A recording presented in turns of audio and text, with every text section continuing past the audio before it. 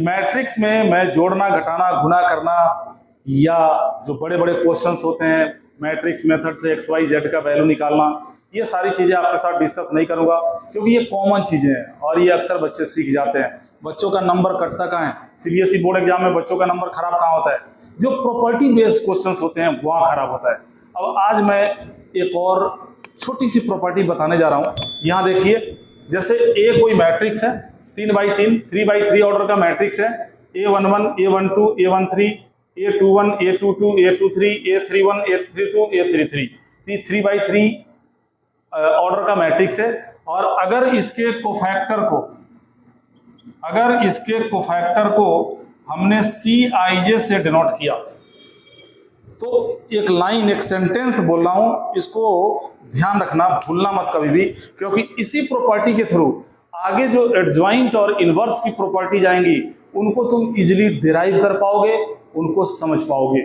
तो होता क्या है कि अगर आपने फर्स्ट रो का एलिमेंट लिया और फर्स्ट का ही कोफैक्टर इनके साथ मल्टीप्लाई करके जोड़ा, मतलब फर्स्ट रो का एलिमेंट यानी A11 A12 A13 ये फर्स्ट रो का एलिमेंट हो गया, और इसी रो का कोफैक्टर यानी C11 C12 C13 और इनको आपस में अगर जोड़ दिया तो आपको मिलेगा डिटर्मिनेंट, यानी इस मैट्रिक्स का डिटर्मिनेंट मिल जाएगा। जो डिटर्मिनेंट हम अक्सर एक्सपेंड किया करते हैं, जैसे अब मान लो ये मैट्रिक्स ए है और अगर हमें इसका डिटर्मिनेंट निकालना है तो हम क्या करते हैं, एलिमेंट पहले ले लिया 3 -2 5, ये एलिमेंट ले लिया। अब हमें चाहिए कोफैक्टर C11 निकालना है, तो C11 के लिए हम क्या करेंगे, फर्स्ट रो फर्स्ट कॉलम छुपा देंगे और ये बच गए एलिमेंट्स 4, इतना इंटू इतना माइनस इतना इंटू इतना -2 -18, ये आ गया इंटू में माइनस का 20 प्लस लगा दिया हमने। अब हमें निकालना है ये क्या है, A12 है। अब इसके लिए इसके साथ चाहिए C12, तो आपको पता होगा कि जब C12 निकालते हैं कोफैक्टर C12 तो माइनस का साइन लगाते हैं पहले। क्यों? क्योंकि इन दोनों को जोड़ने पे ऑड नंबर आएगा, 1 + 2 3 ऑड हो गया, और जब ऑड आ जाता है जोड़ के तो माइनर का साइन बदल देते हैं। तो ये जो C12 है ये जब निकालोगे तो एक माइनस पहले आ जाएगा।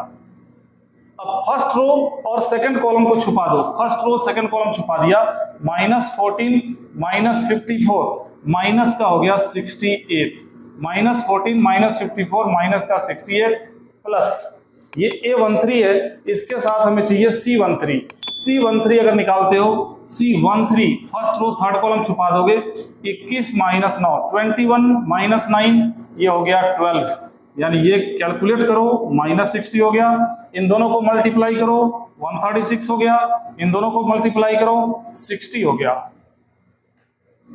जब इनको कैलकुलेट करोगे -60 और +60 कैंसिल आउट हो जाएगा, 136 आएगा, और ये आपने इस मैट्रिक्स का डिटर्मिनेंट निकाल दिया। तो देखो, फर्स्ट रो का एलिमेंट फर्स्ट का कोफैक्टर तो डिटर्मिनेंट देगा, सेकंड का एलिमेंट सेकंड का कोफैक्टर तो डिटर्मिनेंट देगा, थर्ड का एलिमेंट थर्ड का कोफैक्टर तो भी डिटर्मिनेंट देगा। और जैसा मैं रो के साथ बता रहा हूं वैसा कॉलम के साथ भी होता है, फर्स्ट कॉलम का एलिमेंट फर्स्ट कॉलम का कोफैक्टर तब भी डिटर्मिनेंट देगा, सेकंड का एलिमेंट सेकंड का कोफैक्टर तब भी डिटर्मिनेंट देगा। यानी आप 6 तरीके से 6 डिफरेंट वेज से इसका डिटर्मिनेंट निकाल सकते हो, या तो तीनों रो से एक्सपेंड कर सकते हो या तीनों कॉलम से एक्सपेंड कर सकते हो। लेकिन इसके साथ ही ये दूसरी प्रॉपर्टी भी तुम्हें याद रखनी है, रो अगर तुमने एलिमेंट लिया रो फर्स्ट का और कोफैक्टर ले लिया सेकंड या थर्ड रो का, पता है क्या होगा, 0 आएगा, 0। जैसे एलिमेंट तुमने फर्स्ट का ले लिया A11 A12 A13, cofactor third का ले लिया C31 C32 C33, जब इनको मल्टीप्लाई करके आपस में जोड़ोगे तो ये 0 आएगा। एलिमेंट किसी और रो का कोफैक्टर किसी और का तो 0 आएगा।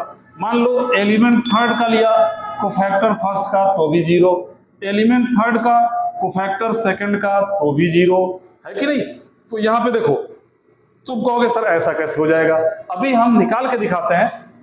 अगर मान लो आपको A11 फर्स्ट रो का एलिमेंट ले रहा हूं, A12 A13 के साथ C31 C32 C33 इनको जोड़ना है मल्टीप्लाई करके। मैंने क्या बोला, 0 आएगा। 100% श्योर है। क्यों? A11 कितना है 3, 12 कितना है माइनस का 2, 13 कितना है 5। जब C31 निकालोगे 3 और 1 4, साइन चेंज नहीं होगा। 31 निकालोगे तो थर्ड रो फर्स्ट कॉलम को छुपा दोगे, -12 -5 माइनस का 17 हो गया, प्लस 32 जब निकालोगे तो साइन चेंज होगा, क्योंकि 3 और 2 5 हो गया। तो फैक्टर में ही ऐसा होता है, साइन चेंज करने की नौबत आती है। और ये 5 ऑड है तो माइनस यहां लगा दिया। अब जब 32 निकालोगे यानी थर्ड रो सेकंड कॉलम छुपाओगे, 18 माइनस 35 माइनस का 17 आएगा, तो ये प्लस 17 कर देगा। अगला 33 है, 3 + 3 6 इवन नंबर है, साइन चेंज नहीं होगा। थर्ड रो थर्ड कॉलम छुपा दो, 3 3 माइनस अपनी तरफ से 3 1 जा 3 माइनस अपनी तरफ से 7 2 जा माइनस का 14, तो प्लस 14 कर दोगे, कितना आ गया 17 आ गया। देखो क्या मिला तुम्हें, ये मिल गया 17 3 जा -51, 17 2 जा -34 और 17 5 जा 85। ये दोनों मिला के भी हो गया माइनस का 85 और प्लस में आ गया 85।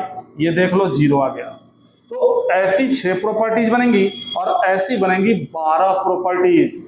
एलिमेंट सेकंड रो का कोफैक्टर थर्ड का तो भी 0, एलिमेंट सेकंड का कोफैक्टर फर्स्ट का तो भी 0, एलिमेंट थर्ड का कोफैक्टर फर्स्ट का तो भी 0।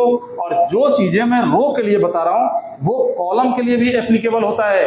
अगर आपने फर्स्ट कॉलम का एलिमेंट लिया, सेकंड का कोफैक्टर ले लिया तो 0, फर्स्ट का एलिमेंट थर्ड का कोफैक्टर तो भी 0। तो ये चीज आपको याद रखना है।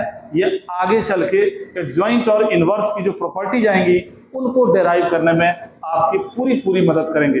और ये ध्यान रखना, आपके सीबीएसई बोर्ड एग्जाम में ऑब्जेक्टिव टाइप जो क्वेश्चंस आते हैं, प्रॉपर्टी बेस्ड क्वेश्चंस, उनमें 1 या 2 जरूर आता है। तो चलो अगली बार जब आपको मिलेंगे अगले एपिसोड में, तो आपको हम बताएंगे एडजॉइंट एंड इनवर्स की प्रॉपर्टीज क्या होती हैं, कैसे बनी, उन प्रॉपर्टी को कैसे बनाया गया और उनसे रिलेटेड किस टाइप के क्वेश्चंस आ सकते हैं जहां हम उन प्रॉपर्टी को यूज कर सकते हैं। ठीक है बच्चों, मिलते हैं फिर शॉर्ट ब्रेक के बाद इसी अमेजन पोस्ट चैनल पे।